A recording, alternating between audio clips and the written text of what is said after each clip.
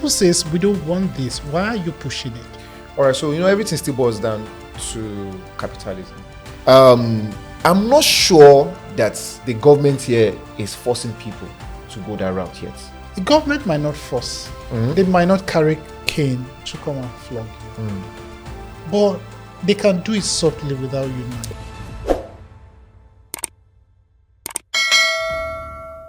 Hello, welcome to another exciting, amazing, wonderful edition of the LHC Pod, a podcast where we inspire elevated living. And of course, my name is Emmanuel, and I have with me the one and only troublesome colleague in the house, co-presenter. She's insulted me so much before coming on set, and I'm putting her on the spot just so that she can defend herself. Lola, you're welcome. How are you? Nice. But you know where I'll get you. But I'm fine. Where are you getting me? Say it here. Say it here. Where are you going to get me? Pay me, I'll say it. I pay you? Yes. For saying it? Yes, then I'll say it. Post-dated check. So, what's up? Man, I'm fine. How are you? Very well. Another wonderful weekday, you know? Yes. We're back at it again. Yeah, we're back at it. And this time, what do you have for us? Ooh. Interesting topic. Very interesting topic. Seeds, offering seeds, sowing seeds of discord, seeds of you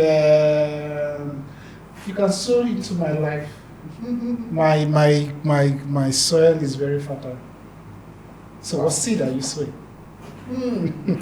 Are we sowing seeds of dependence? That's what we're looking at today. Seeds of dependence. I'm not interested in that one. So we're going to talk today about the business of GMOs in Nigeria and in Africa. Yeah. Sowing seeds of dependence. It's a bit tricky. But I do know that we have somebody in the house who would be sure. dissecting the issue little by little and getting us to understand. I'm confused how GMO and seed sowing and then dependence come into play. It's a nice play on words, but I think we'll begin to see where everything comes together as we have the conversation. So, speaking of the conversation, we have someone in the house who is the perfect intersection of what we're talking about. A filmmaker, a lecturer, and an agripreneur. That's one person. Can you imagine that? So, without further ado, I always want to clap. Oh my goodness. We've not even introduced the guest yet. Okay. Without further ado, we'd like to welcome on the show today Dr. Oladeji Olatunji. You're welcome. Thank you for joining us today. Coming When I started hearing all of this profile, I thought you were talking about someone else. No, we're not talking about someone else. We're talking about you. To be specific. I read the profile. I was like, okay, one person, and he has a PhD on top of that. Nice. That's massive. We can only try. massive. Well, thank you for joining us today. All right, it's a pleasure. Yes. Pleasure to be here. So it's about food today. Okay. And unlike Emmanuel, who doesn't eat that much, we're interested in dissecting GMOs. We'll start from there. I don't eat much also. Oh, And you see now. Wow. Look at the physique. It's basically the same thing. So if you want to be like us, cut down I don't want to be like your carb intakes and all. Right. Okay, so we're talking about GMOs. GMOs, that's the topic for today. So Okay. I think we should start from the very beginning. What are GMOs? We hear it's all over social media. Influencers are talking about it. Everybody's like, don't do it. But what is it actually? Okay, so like I said, before coming into the studio, that it's a very tricky one. Okay. Because of the sentimental attachment to this kind of topic, something that has to do with food, livelihood, and all of that. So, no matter what I say today, some people will get convinced and some will get confused. Because one thing about sentiment is wherever you lean towards, you don't usually leave that sentiment. You hold firm to that sentiment. So GMOs are, genetically modified organisms. Okay. In short, genetically modified food. Okay. You understand? So let's make it. Okay. It's genetically modified organisms, and it's just like you alter and change the DNAs of people. The same thing you can do for plants. To either yield properly or to have better resistance. We have climate change now, and even there are certain companies that manufacture herbicide and pesticide, and they discover that maybe some of these things affect crops, and they can modify to ensure that these crops give better yield or have better nutrients. It depends. Maybe from the economic standpoint or from survival standpoint. You understand? So basically, they are just crops, seeds that have been modified, to do better. And it's not new. It's been around. I was discussing someone that talked about bananas. That bananas were modified. The bananas we have today were not the bananas then. Even corn. The corn we have today were not the corns then. So crops. So when people usually say, "Oh, I'm afraid of GMOs," you don't even know what you're eating. This is modified. You understand? So over the years, they modified to maybe get better yield, better crops, to get, well, at times they have, selfish reasons why they do this thing, maybe for economic reasons. But, in short, that's. So if crops are modified to get better yields, which are basically positive, right? And why are people against it? Okay, so what you don't know, you usually fear, right? You're usually scared of what you don't know, and it's right, because we've been deceived over the years by multinationals. You see a company that manufactures virus and at the same time manufactures antivirus, so that you buy. So we don't really trust each other. We don't know what the next person is actually planning. Just like. When we had the COVID vaccine, so many people were afraid of it. I took that, and I think I was the only one in my family that took that vaccine, because I like science, so I felt I was like the guinea pig, and just bring it on. Let's see what happens. Wow. So people said, okay, that maybe I will wake up the next morning, but I'm that crazy. Just bring it on. But you're still here. Yeah, I'm still here. So, so we won't know the motive behind these things. Okay. Maybe truly to fight food insecurity, or for other reasons. Well, from what we can see and available research that we can see, they are for good, for the good of the human race. They're for good. Interesting. But okay. All right, go ahead.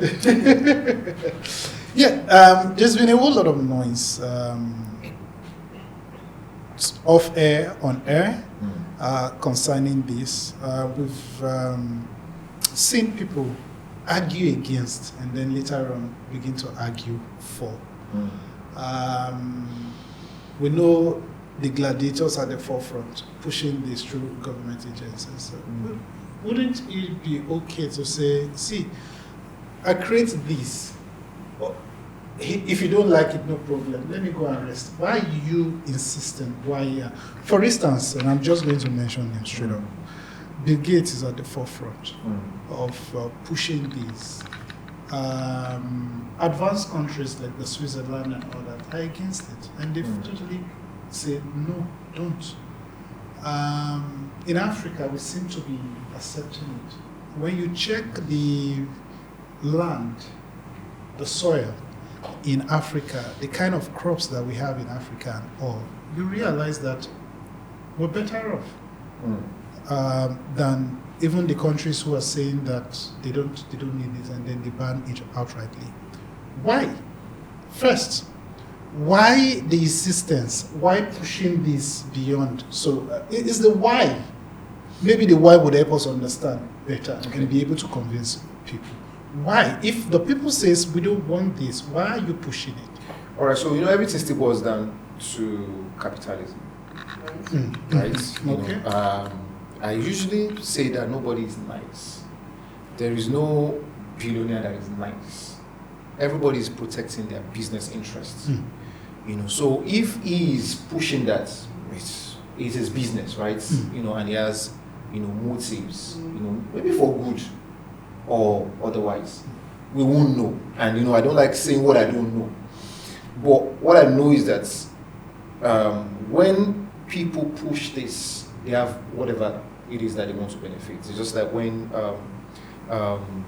Mark, came to Africa and was trying to get us free or cheap internet. So we thought that, oh, Mark is so nice, he's trying to do good for us. No, because the more people that use internet, the more people who use Facebook. Exactly. When you use Facebook, it means it can sell you as a commodity to advertisers that, okay, I can give you 100 million people in Nigeria that will see your products and he's going to make his money. So now, about people being forced, I don't really know much about that, right? Because I do more of cassava, being a farmer, right? I do more of cassava, and maybe we are still safe. Maybe there's no GMO for cassava right now. But I don't think it's right to force people, and I would even advise that you don't intercrop, so that those that want to plant GMOs should have their location, so that you don't cross-pollinate other crops that are organic. But to say that, do we need it? Yes and no. Because of the recent change in weather pattern, we need something to improve our yield. But our government can do that without, the aid of GMOs. And how do I mean? We do more of waiting for rain. Yeah. But in other countries, they do a lot of what's this English? Irrigation, right? Like India, they don't really have much rainfalls like we do here, and they have rotation 3 times, 4 times in a year. Yeah. And because of the style of irrigation they do, we don't really do much of that here. We do, and the weather pattern has been crazy because even when you plant, you need to start begging God, practically for rain to fall, or not to have too much of it. So, because at times you have some hybrid seeds that gives you better yield. Some of them have better pest resistance, better weather resistance, that even little water can, they can still survive. So, yes and no. Now, in this part of the world, because of our soil texture, we don't really need it. All we need to just do is just do more, cultivate more, and we are fine. Because I usually say we don't really have problem in our agro space. The problem we have is we don't have enough people in that space. Or using mechanized farming. Even the normal farming, people are running away from it. So our problem is not really about GMO. Our problem is people are maybe for insecurity reasons or for other reasons. But it will shock you that being a PhD holder, right, I do more farm work than the farmers or the villagers where my farm is. I do more. You see them clean, well dressed, bleached, fine boys. And me being, a lecturer, you see me getting my hands dirty. And I keep asking that we are not serious in this part of the world. So if the people that are young, I have every reason not to even go to the farm. I have had surgery there, I have an implant here, I have, because gradually while you are aging, you have pains, and you see someone that is in his 20s and he's saying that he cannot go close. But don't you think it's because they're not getting, for instance, first of all, they don't have the wherewithal in terms of, you talk about subsistent farming. You realize that at the end of the day, you toil all year round, and then when you take the product to the market, it can't even take care of you all year round. That's at the end of the day, based on the costs for selling, because they are raw products and everything, and people want to buy cheap. And then take and refine it. And at the end of the day, they are not getting commensurate returns on their farming investments, either in terms of the labor, in terms of the manpower put into it, and all of that. And that itself is discouraging. But that's true. That's true. Okay, so now let me speak from my personal experience. Yeah. So when I decided to go into the agro space, I was the most unlikely person to go into the agro space. But I've come to understand that if you want to really help, you feed the people. So when I went into it, I did the first year of experiments, right? And seeing how, So then the second year, being a lecturer, how much is our salary, right? So I had to approach friends and family, to pull resources together and see what we could do.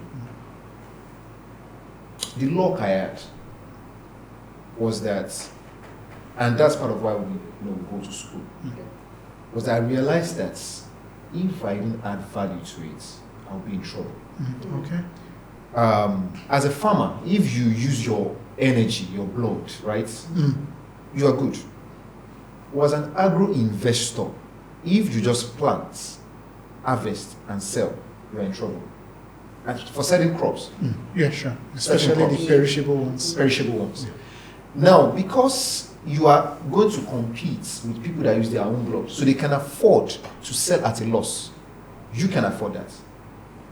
You can't. Yeah. So if you've borrowed money, losing investors you've gotten investors' funds to do it, you'll be in trouble. So, and so what I did when we started, we did almost 8 acres of cassava farm, and everything was going well. Not too well. We discovered that even the villagers that we used, some of them took money and ran away. They didn't do the job. That's another Nigerian factor. Like they say, Nigeria happens to you. You understand? So they went away and they didn't do the job. But then I realized that cassava price is a very sensitive pricing, because it can go either way. All right. So people brought in money when cassava was 12,000 naira per bag. It was about 4,000 naira per ton, and everybody just went straight into it. The young, the old, people took money to do cassava cultivation. Now it's about 250,000 naira per ton. Wow. Now, let me borrow the word of Genesis, in saner climb, right? The government is supposed to come in and buy off from farmers that that the price has dropped. Let us compensate you so that you go back to the farm to continue this. Or you know what? You sell it, we buy it at 450,000 naira per ton, right? Then we store somewhere. That way they will go back to the farm. But for someone that borrowed bank or borrowed money from friends and family, loans and then debts, and you are losing money, you won't go back there. 30% interest rate to pay. You won't go back there. So what we did, along the line, we discovered that most times food isn't expensive from the farm.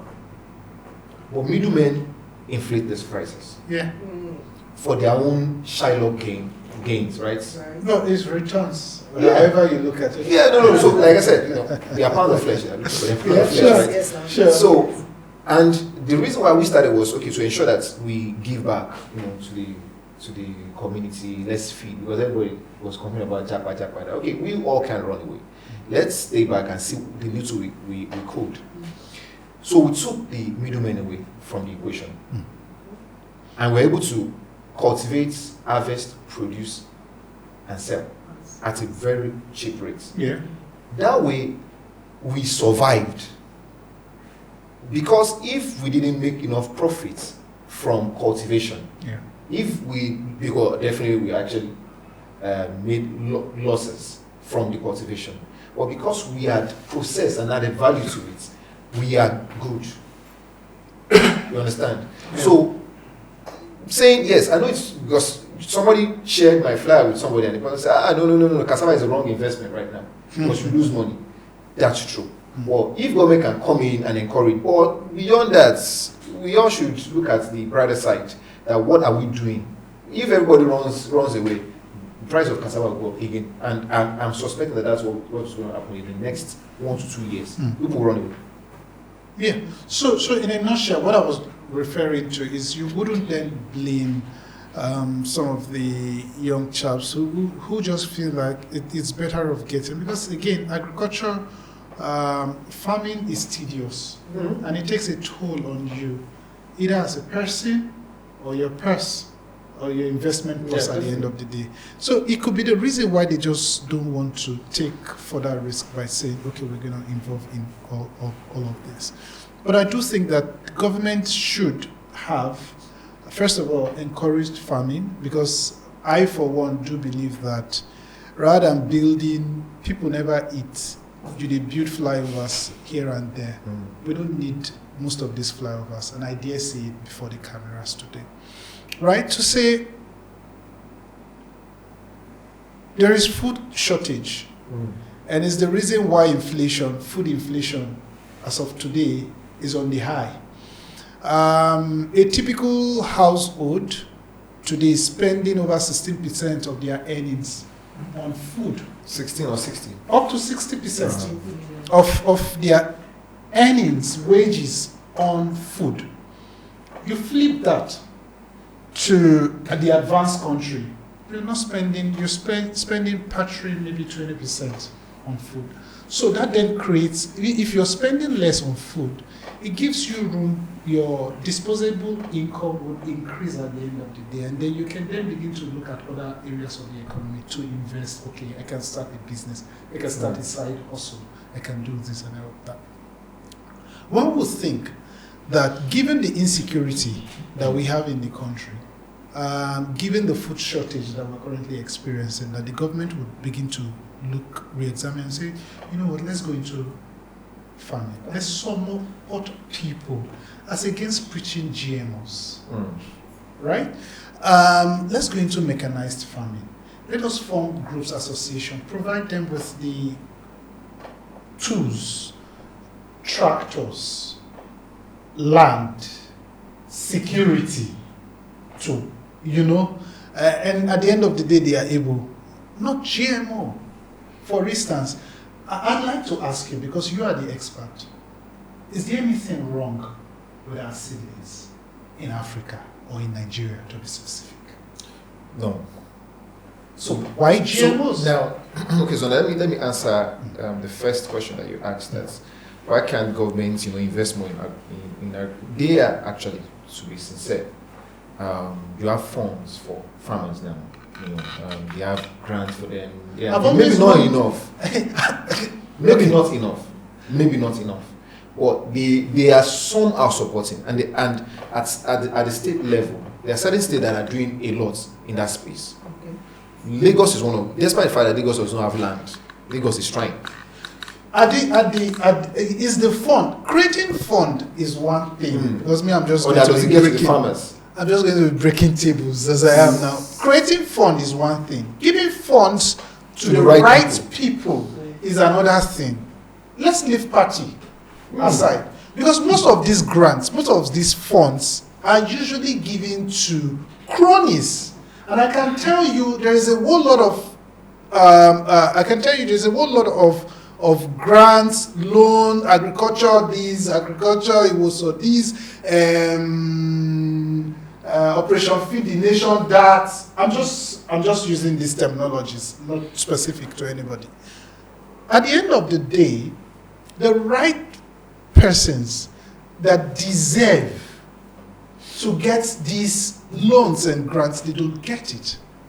They are given to people who will not pay back these loans, who will collect these resources and just vanish in the thin air, and you will never see them again. Like you have the rice.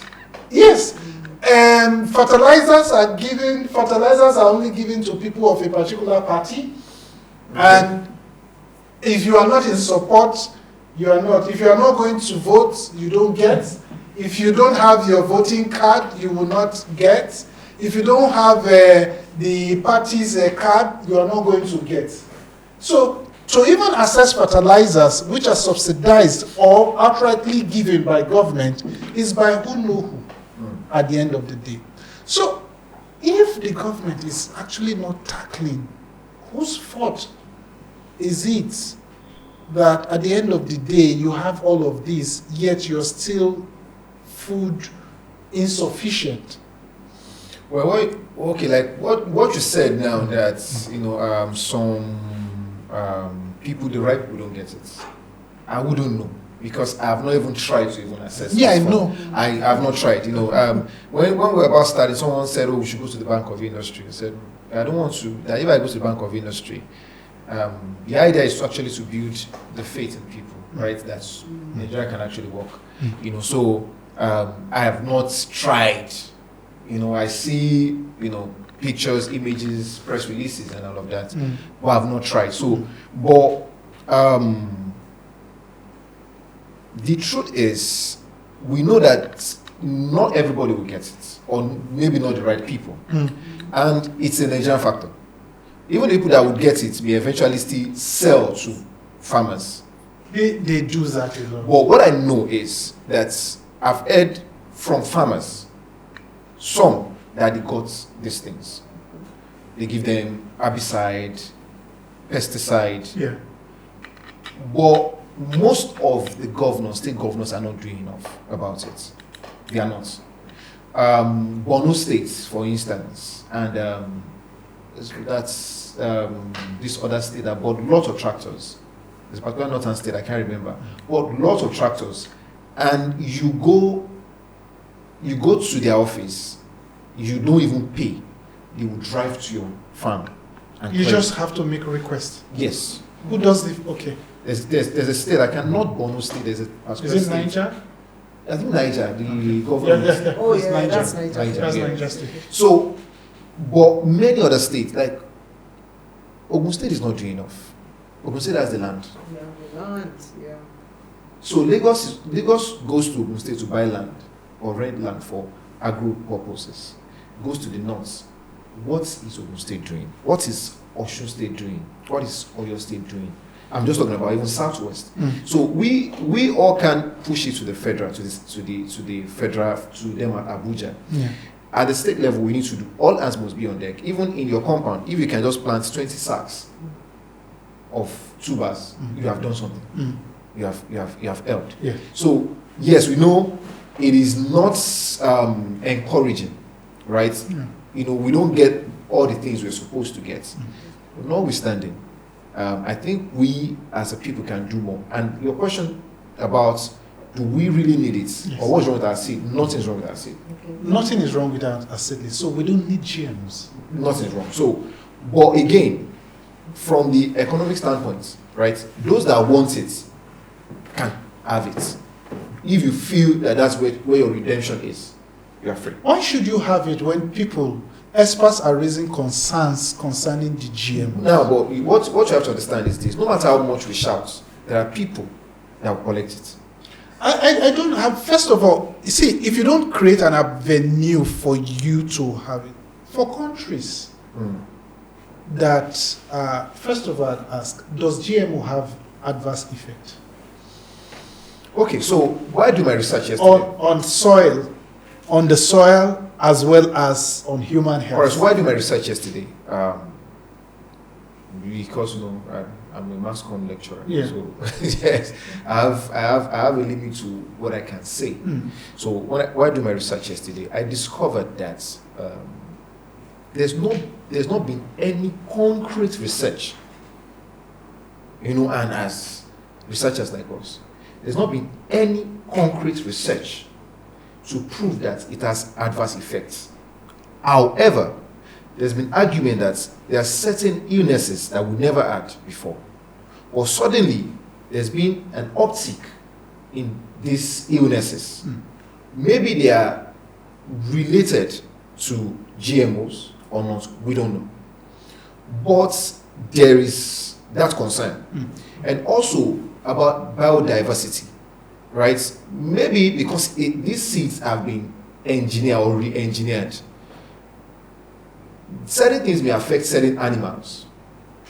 Or if you don't allow ants come close to a crop, it has its adverse effect. It's a cycle of life, right? No. So it can affect biodiversity. Then also, it's also been argued that if you place, let's say, on your field, you have GMOs and non-GMOs, even if the distance is much, wind and all can move GMO seed and cross-pollinate, and it can affect. So there's been argument that there's a particular, that they tested GMO seed on a rat and it caused testicular cancer, while at the same time it's been disputed that that single rat is the same thing that people keep using, making inferences to. So we cannot say whether it does or whether it doesn't. you don't think that those who are pushing for GMOs can play down the risk? It's possible. Which is a possible. You are a mass comm lecturer, and you know how the media works. Yes, definitely. So if I want to push something to the market, I could easily just buy. He will pay the piper dictates the truth. Right. So those who have fears are their fears as well valid. Yes. And those that don't also, like I said, it's a bit sentimental. Those that are afraid of it, they are right to be afraid. And those that are not are also right. Like I said, what I don't see, I don't believe. I'm still digging. And I'm waiting to see concrete research to prove either way. I'm not going to accept GMO seed because, like I said, there's no GMO seed for cassava. Well, at the same time, we have variants of cassava that I suspect have been engineered. Yeah. Maybe basically because of the yields. Maybe. And the size. Because there are certain cassava that you plant and gives you better yield. And there are some that gives you not too big yield. Don't you think that those ones are due to the species and Yes, hybridization? Now, so even hybridization is also like you are modifying. I don't know if you understand what I'm saying. Yes. So let's help me understand in clear terms, like a primary school child, right? What's the difference between GMOs and hybridization? Is there any clear-cut difference between? Well, it depends on what the name you call it. Okay. You understand? So if, for instance, I hybridize a particular crop and I just tell you that it's been hybridized, well, okay, let's define what is when you hybridize a seed. What are you doing? Maybe changing DNA. You're combining, yes. Because let's say hybrid cars. That means you're combining electric and gasoline, for instance. Yes, you're combining things to give get you something better performance. So, and you have also modified it to give you better results. You understand? So, which is why I'm saying I am not a fan of it. Neither am I saying anything against, because until we get concrete. Now there's been that fear or argument that our regulators should do more to educate the people. That okay, we've done our research. Maybe they have, maybe they haven't. You understand? The NAFDAC boss, the current NAFDAC DG in Nigeria, at a point in one of her interviews, said that GMOs are not good, and then after sometime this year, she's come back to say GMOs are good. My point is, what changed? Maybe she knows what we don't know. Do you think, if nothing is wrong with our seedlings, why are we pushing the narrative of GMOs? Again, I'm saying this because, first, it is that, and I think, correct me if I'm wrong, it is not even in the hybridization or the GMOs that's the issue. It is the way and manner that it is being structured, which is GMOs, you can only use the seeds once. You need to have a subscription model to be able to pick your next plants. Thirdly, it affects the soil. And at the end of the day, you can only plant GMOs. If all these points are valid, don't you think that we are going to be at the mercy of how do you substitute what you have free access to something that you no longer have free access to, and you have to subscribe or pay for? All right, so I saw that yesterday that that it will be subscription based, right? That you have to pay. But what I know is, even for maize, when you want to plant, if you buy the hybrid seed, it is advised that you go back to buy that seed again. That if you plant the one you harvest, you won't get good yield. That's what that's the practice now. For hybrid. for hybrid. Okay. That when you plant it, you have to go back there to get better yield. So, but also I also stumbled on a research yesterday that you are forbidden to replant the seed, that you have to go back. Where I am waiting to see the implementation of that, especially in our country.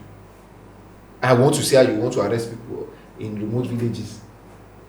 But when you say forbidden, is there any implication? That's what they're saying. That I think let's say there's a particular country, I think India, that they've put that into law or something now. But I'm not so sure that you must go back to buy the seed.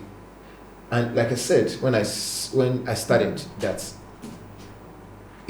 capitalism is still at the foundation of this thing, right? There are companies that want to. Food is important. Food is a big business, massive business. So if you can control it, you because technology would go away, but food would stay. So maybe for the good of the people, but I'm not sure that the government here is forcing people to go that route yet. Or do you think the government is? Well, how see? Whether we like it or not, right? So let's get this point straight. The government might not force. They might not carry cane to come and flog you. But they can do it subtly without you knowing. First of all, knowing that people in the rural area are not well educated enough to do their own personal research. Knowing that people in the rural area who are majorly farmers, the real and true farmers, are not knowledgeable enough to even be able to differentiate the seeds and be able to tell which is GMO or not. Right? Government can then, first of all, the first tranche of the seedlings can be provided free of charge and say, well, government is giving you this for free, go and plant. They plant, they see the yields. First of all, massive harvest. The soil is good. The seedlings are superb.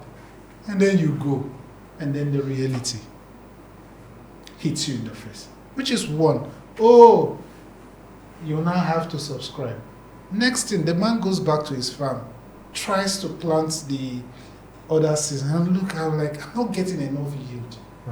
Suddenly, you've conditioned that person to always want to come to you. For instance, I need a favor from, say, Yinka, and then I go to him, I'm like, oh, bro, how far now is everything? Take $5 million. Next time, Yinka, how far now? Take $3 million. Yinka, next thing, how far now? Take $10 million. And then I come to you and say, Yinka, how far now? This is what I want you to do for me. Will he do it or not? It's definitely going to. Definitely. Why? Because, first of all, but the consciousness, and then the next thing, I put forward my request. And then he gets to do it at the end of the day. What I'm basically saying is that whether we like it or not, whether the government is saying they have a way of influencing the decision of the people in the society. And by doing that, people will just naturally yield. But what I am saying here is that we are, if not properly managed or handled, we then become subservient to the same colonizers that we say we are free from. The question is, are we really free? Why shouldn't we be advancing our own seedlings? Our researchers working on our own seedlings to see how we can improve on that as against importing seedlings into Nigeria, which would then make the farmers incapacitated.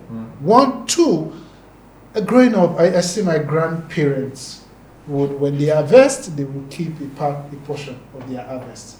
Dry, stored roof of the building, right? And then when it's time for planting, they go back, take the seedlings, prepare the land, and then basically plant at the end of the day.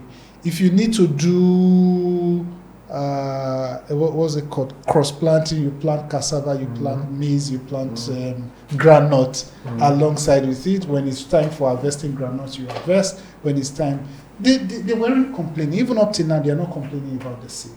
So why change what has not been broken? That's my point.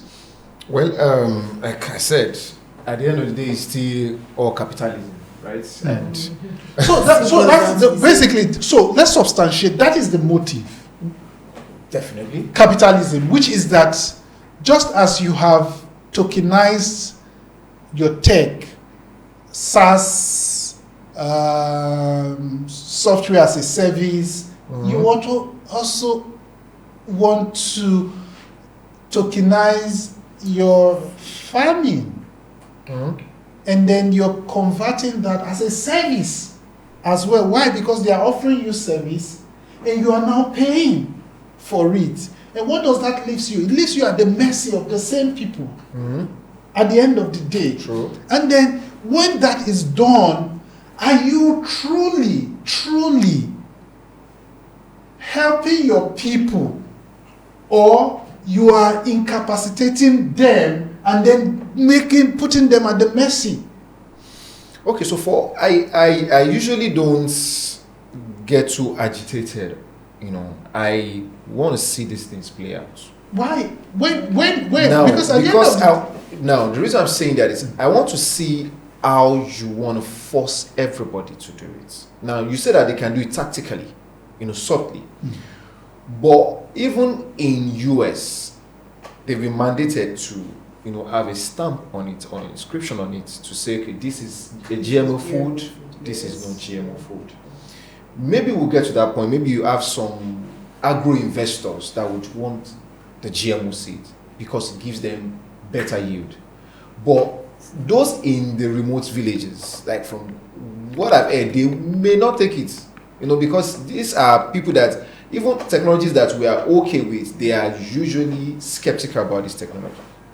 So I have not seen, and I think they are still ruminating over it. They're still talking about it. They're still discussing the implementation. But let's see. I don't want to get. I don't want to see, because sometimes when you see, before you see, things have gone bad, and then you now realize, oh, I shouldn't have. Like I said, I took the vaccine. I'm usually not too worried about. You understand? So if you get your message well, it's basically just wait it out. Just see wait how it out. things play out. I wouldn't give it because of my concerns. Now let's. The reason why I say we should wait it out is we don't really have much control over some of these things. I hope you know. Why? The government does have control. The governments of the day that I have said no to GMO have their reasons for saying no to GMO. That as far as the current government. No, I'm not talking about Nigeria. I'm talking about advanced countries. We cannot know. I don't think that we know better than them. But they haven't outrightly said no. They have said no. What they've said is exercise caution, but they've not said no. There are countries that have said it's not banned outright. I've not seen. So we can check. But there are countries that have banned it outrightly, and I'm not this thing.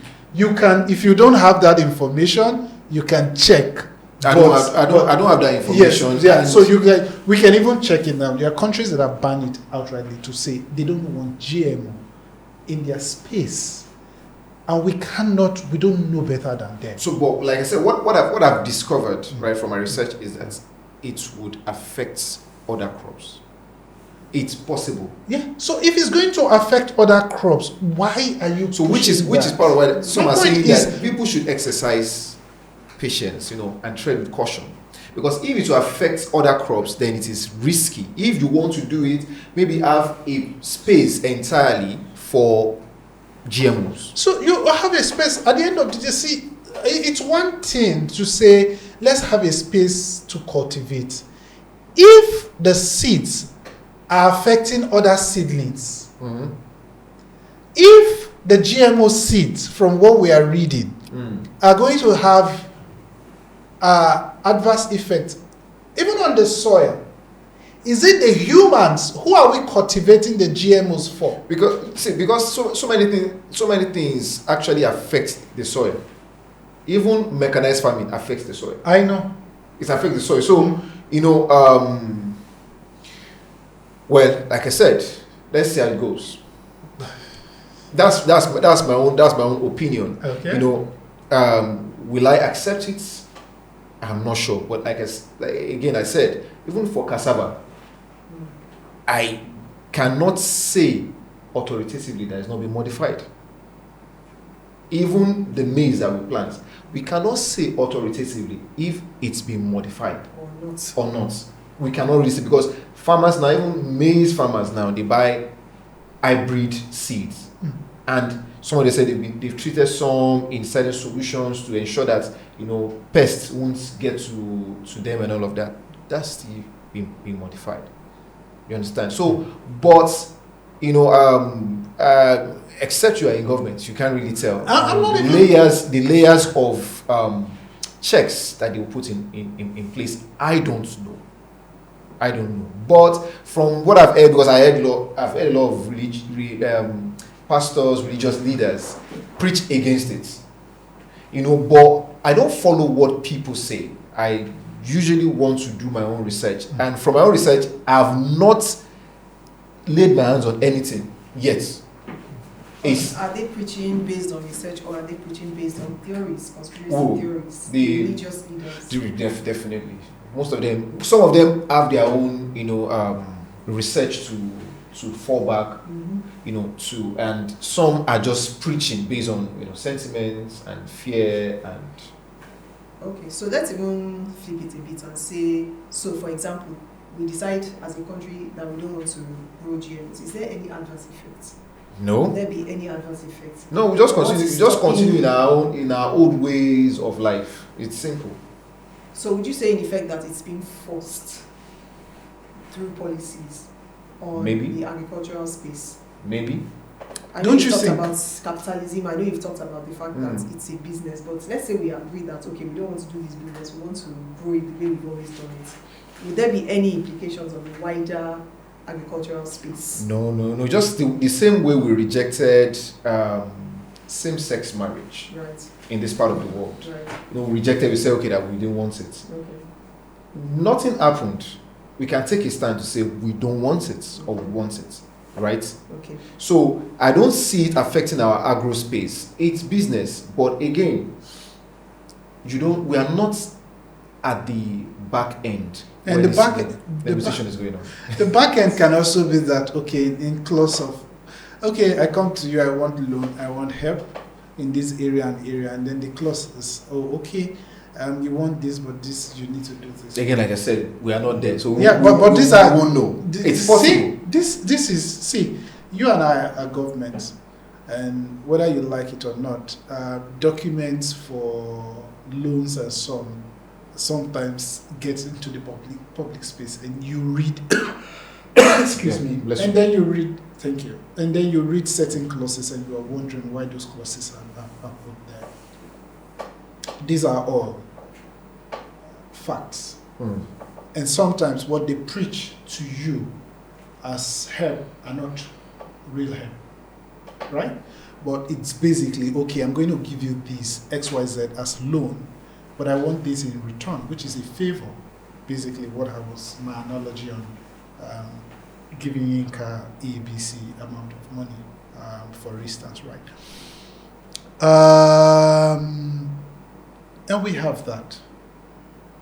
If that is the case, assuming that is the case, do you think that, assuming again, is the case, maybe because of favors and because of requests, we know what?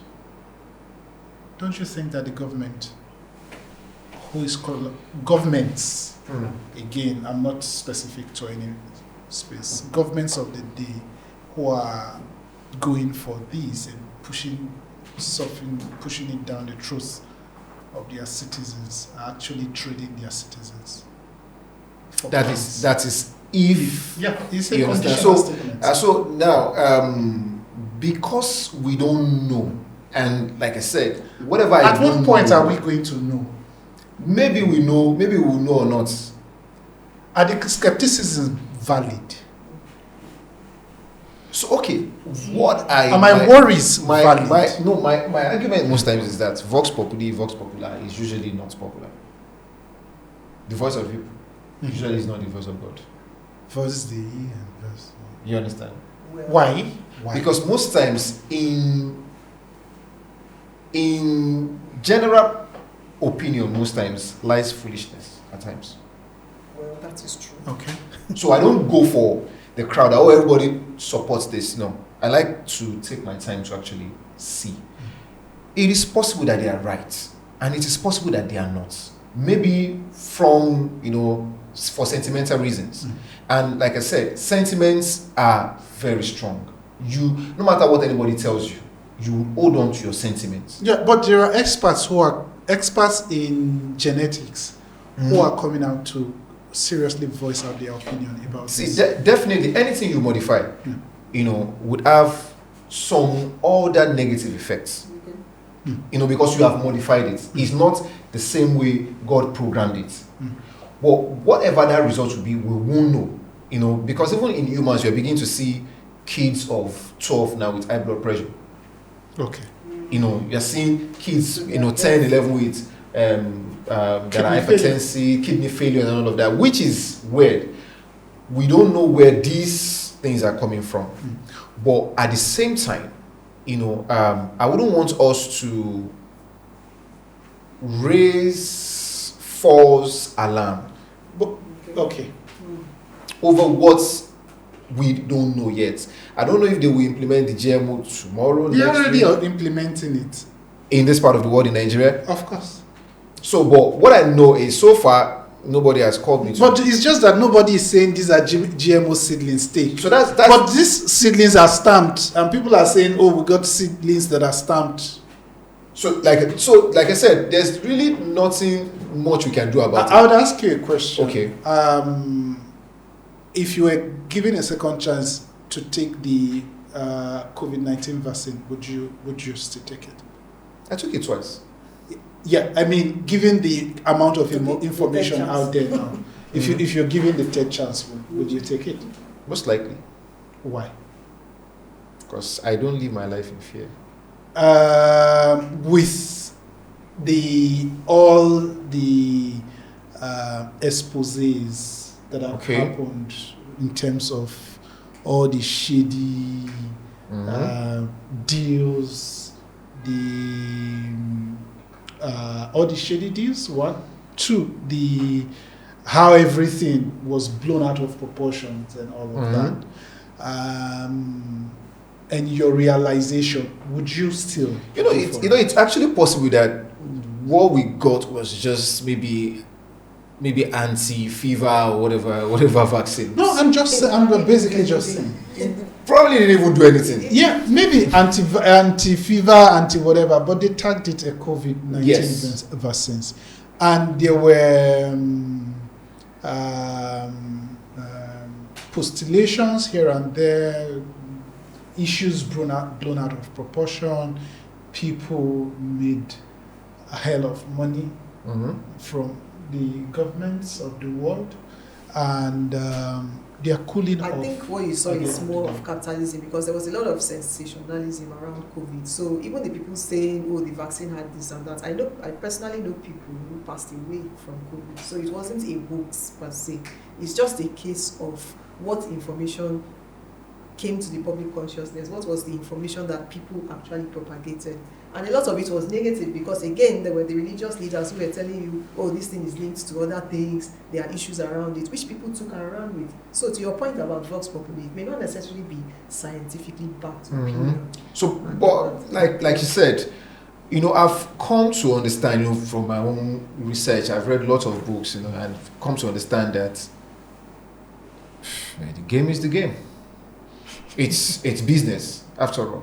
At the No, of expense course of there was human life? of course there was a business behind No, it because at the expense Big of Pharma human understood life. that it was At time the to expense make a new of Unfortunately, human lives? No, unfortunately. Big Pharma understood that it was time to cash out because it was It's time to make a unfortunate. vaccine. Is it at the expense of human lives? It is what it is. It's- That is what Big Pharma is about. That is what wars No, are because about. even shouldn't be. see So please, even let's get even it the straight. medication No, it that you are shouldn't be, taking. but it is. No, Even see, I really. I've come to Please, this let's realization yeah. that Yeah.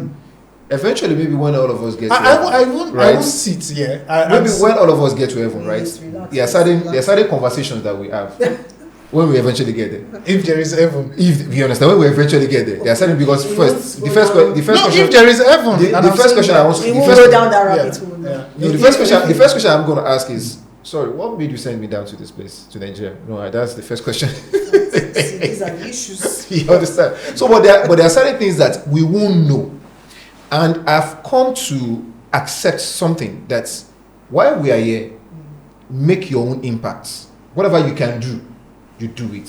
So I don't worry my head too much about things I don't know. You know, it's just like you driving and you are worrying your head about the trucks that will, just run into the road, the person that will just cross the road. Yeah, worrying my head too much about things that I cannot really control. So I just go with the flow, I move, and I just believe that everything's gonna be all right. You understand? So it is possible, and like I said, I am of the opinion that nobody is nice. Nobody is nice. If a company decides to build good roads for you, it's not because they like you. It's because they want you to access their business. You understand? It's not because they like you. They are trying to protect their own interest. So everybody's trying to protect their interest. Even the West has interest to protect it. And I've argued that I want to start seeing African leaders also have their own interest they want to protect. That you intentionally send your people abroad to go and learn certain technology just because you want to take over. That is the crux of the matter. So You understand? This food discussion, we should be going in that. We direction. should. So That's- now, yeah. since they, we have lots of things that we are taking. I want us to get to the point that we also start selling. As a filmmaker. So now let me come back home. As a filmmaker, I've argued, even with my students, that how come you cannot wear a shirt that has a shoe on it to your church? What? You can't. Or Shango. Okay, so for me, I'm not going to sit here and say things are what it's things are what Shots what fired, they but okay. what they are, and I should sit back here to take it in. That people are taking advantage of you, maiming people, causing wars that need not be, not created by God, but because of inordinate ambitions of individuals who are ill brought up, either by their culture or their tradition or by their wealth, choose to take certain things into their hand and treat fellow humans, as animals, and choose to do whatever they like. That they do it does not make it right. And we must substantiate that point. Nobody has said it's right. Yeah, No one is we saying must it's right. we must substantiate that. We need to understand why they And the exist. reason why we're having this conversation is to begin to look at, if this is this, should people be taking it? And for me, the answer is no. Except there is a clear-cut clarity on the issue of the day, which is, this is it, this is the adverse effect. No, we don't want. Why? Because the government has a first responsibility, which is the protection of lives and properties. And if the government goes behind the scene because of what they are to benefit, because at the end of the day, government is continuum. And you can accept one thing in the name of, I'm in charge and nobody can question me. But tomorrow, somebody else would come into the position, likely to repel what is not right, or likely to continue with that. But because of your immediate gain, you cannot sell the souls and lives of your people. Again, let's get it straight. The first responsibility of the government of the day. You and I are the government, right? And we only gave our rights to people when we vote to manage the affairs of the country on our behalf. And whatever decisions are made, these decisions should have positive impacts on us as a people. And if these people that we have elected now goes contrary because of their selfish interests to take on certain decisions which do not have positive impact or are possibly going to have negative effect on people that affects their lives, we should be able to say, okay, you know what, let's take it a step back. Let's review this. Do we really need it? And it's the point that I'm trying to ask today. Do we need the GMO if we don't have clarity on the negative impacts? If the negative impact outweighs the positive that we are preaching, do we really need this? Because again, another outbreak is going to happen. These big corporations are going to cover their tracks. Researchers who are going to look at this in details and are already beginning to voice out they are likely going to buy them off and ensure that their tracks are covered. For instance, we have the polio vaccine issues era. They never accepted until it came to the limelight. People's lives are destroyed for life, disfigured for life. Were they compensations? To some, yes. To others, no. Till date, some government took the compensations, embezzled it, and kept that in their pockets. But the lives and properties of people, the lives of those affected remains intact for life till they transcend to eternity.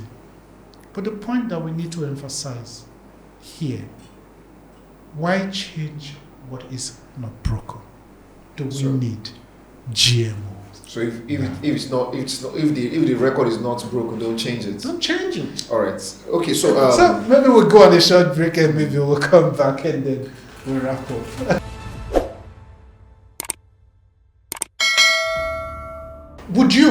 Would you plant GMO seeds? Okay, so I've gotten a lot of calls from my friends. Say, yeah, we know that you are an agripreneur. Don't plant GMO seed. Now, I do my own business with conscience attached to it. Which is my point. Now, because I feel if I face judgment today, right? I want to be able to stand with my, head's eye, and I can eat my chest that I've not done anything wrong. That is me. And even in business, I am conscious of it, to ensure that we do the right things. That is me. But what about others? Now, like I said, if I had planted cassava, done cassava the way other people do it, I will be out of business now. So I cannot say that, other people should follow my route. So it will be difficult for me to tell others not to do it. But for me, I am not sure I would do it because I don't see any reason for that. Okay. I don't see any reason for that. But again, now because it gets to a point that I will even need to offtake cassava from other people or other seeds from other people, how sure am I that what they are bringing to me has not been modified genetically? Okay. You understand? You don't now, know way of knowing that. There's no way. Now, I saw the research that there's a particular company that on their package it says GMO free, blah blah blah blah, but they were taken to court because some of the materials they use, or they say they have meat GMO free, or when they trace their cattle feed from GMO seeds. So you cannot say that you are not part of it. So, but about decisions to do it or not, it can swing either ways. The government, I usually see government like the head of the family. There are certain decisions that you have to take. Now you can say, if they are coming from the point of view of we want massive yields, right? Since our people are complaining of no food, we want to give them a lot of food. At times you may not think about the other ways. There are certain decisions that you take, and you know that whether you have, maybe that they may have implications or not, you are worried about the now.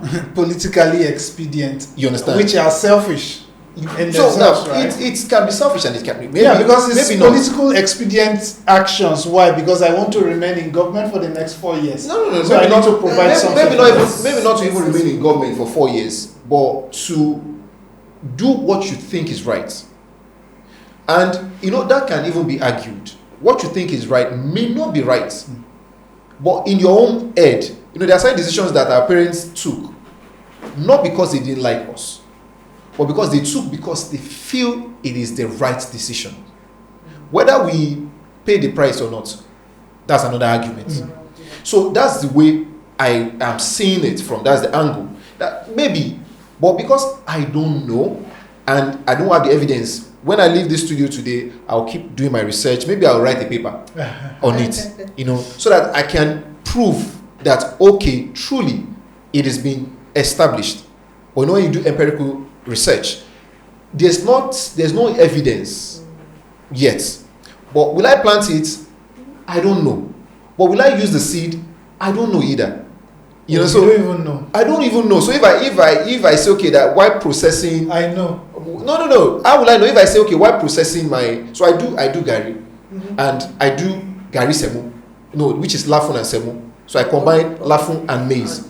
How am I sure that the maize they will bring to me is not being modified genetically? How? I can't check. They can't bring it and say, okay, let me check this. There's nothing. So to your point, there's no way of being sure. There's no way of being sure. You won't even know when you start eating it. So do we know if we are even exactly? I've started eating some special apples. You understand? So you won't know. And the same thing, doctors will tell you that 1 apple a day, blah blah blah blah blah blah. You don't know if the apple you are eating a day is. You've already eaten GMO. You understand? So there's no way of. There's no way, like I said, that the people selling beef and saying that okay, it's GMO free, but it was traced that they feed these cattle with GMO food. So there's no. At least the cattle in Nigeria we know. It's those that are going for foreign. So now even when you go abroad, you travel for your conferences or vacation, you don't know what because they bring this steak and it looks nice and it looks good and you just eat and you don't know. Stay vegan always. All right, so so I think we will start wrapping up now. Okay. So what are your thoughts in terms of the general consciousness around GMO going forward? Okay, so I think people should be properly informed. Give them the freedom to choose whether they want it or not. Yeah. That these are and give them the freedom to choose, right? If you don't want to use. You understand? Well, it's your choice. It's your choice. That this will give you bountiful harvest. Maybe something like that can go. You understand? This will give you bountiful issue if you put forward what the adverse is and allow the people. You understand? This will give you bountiful harvest. So now, if they now decide as investors, as farmers, to go that route for their own reasons, then it's fine. They've chosen that route, but at the same time also give the consumers the right to also know that okay, this is being genetically modified. So for those of us that like to experiment, maybe I'll just eat it. You are liable to buy young. But now, like I've argued, most times this whole fear of death, most times people that actually fear death are actually the ones that die early. I did be not proud. Wow. For though that I have called thee mighty, for that because even it's in the Bible. When you are too afraid of things, most times I don't live my life in fear. The only thing I'm afraid of is not having money. But again, And because they say once you are, so these days I'm not even afraid of no. I make certain moves that I don't even worry my head too much if I will have money to execute. Yeah, sure, Okay. definitely. Okay. Yes, so it's been a nice conversation, and the whole essence of this conversation is to put the topic out there. You know, we do know that people don't have the knowledge on this. There's a whole lot of misinformation out there, but to continuously create an avenue or a platform where we can discuss this, it's key, it's important, it's crucial, just for the sole purpose of informing, educating the populace at the end of the day. Yes, GMO is there. It's a new normal. It's a reality that we have to face. But for those of us who are conscious enough to health conscious, we know that God gives lives and God takes it, but God has given us life and is putting it in our care to manage. You don't want to buy and meet the Lord and God will say, why did you live recklessly? And you don't have an answer for that. You ate GMO. Right, so I think that the onus is on all of us to protect our environment, to protect lives, to protect the society. And that people are consciously, or they've sold their souls to their maker, go out of their way because of their inordinate ambition to be the first person who did this at the detriment of souls, of life. Let's be conscious. That is my take on this conversation. Let's have it out there, a cautionary statement, both for the farmers and the consumers at the end of the day, so that if you choose to eat, marry, but don't blame the big corporations, don't blame your government, blame yourself for consuming what you know might have adverse effect on you. It is on that note that I would say thank you. Paul, let's hear you. Okay, so now to wrap this up, I'm a strong advocate for people to plant their food, right? In your backyard. Have a small garden, enough of this concrete jungle, right? If you want, plant your tomatoes, plant your vegetables and all of that, so you are sure of what you are eating. Exactly. You are sure of what you are eating. Yeah. You know, you've seen how many tubers of yam you can get from just planting your own inside sacks. Do that. Plant your own maize if you need to, so that you are sure of what you are eating, because you cannot say for sure that what you are consuming outside, you can't tell is natural or not. Actually, you can't. So just like you said, let us give people the freedom to choose. You know, both the farmers, the consumers. You know, don't force it down people's throat. That's where it will become a bit of a problem. I think that's where the skepticism is. You understand? So, and I would want to see that. You know, I've not seen people being forced. You know, but like I said, like you also said, tactically, when you see that, they can use the PR, right? That you get bountiful harvest as a dragnet to bring people in. You understand? But at the same time, if you choose to go with the bandwagon, it's still your choice. So, but don't force people to say you must, because like I said, Nigerians are stubborn. I don't say you want to force people to say if you don't plant GMO, you are in trouble. Nigerians. All right. Especially created people. Lola? Yes. So for me, it's just let's all stay informed. I agree with the approach that we should always be upfront if what you're eating is natural, if it's GMO, let there be policies in place to ensure that this is stated upfront so that people are aware of what they are getting into. But that being said, stay healthy, eat right, and we should be fine. All right. Stay healthy, eat right, don't GMO. That is all from me. I want to say big thank you for watching to this point. It's been amazing. It's been an amazing conversation so far. But you know what? We don't have the expertise to this. We're only just talking based on our knowledge and the level of research that we have done so far. But you out there, you know so much. And so would like to get your comments on the comment section. Tell us what you know about GMO. Is it right? Is it wrong? Let's have it out there. Like, subscribe, share with family and friends. Let's continue to spread this education to people. From all of us in the studio, I'll say a big thank you. It's bye. It's bye. See you. Bye. Thank you. Thank you so much.